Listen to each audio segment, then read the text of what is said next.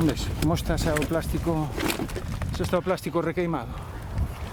Unha frota de 18 embarcacións parte da Illa de Arousa cunha misión, a recollida de lixo nos illotes de Areoso e Pedregoso. O que é triste é que se siga vendo, cando volve a haber outra vez pajitas, volve a haber residuos de, redes, moitos aparellos. A bordo, 80 voluntarios, entre eles 41 mergulladores. Ahora saqué unha lata totalmente oxidada, grande. Por terra, outro grupo de voluntarios recolle o lixo acumulado no areal e nas rochas do illote.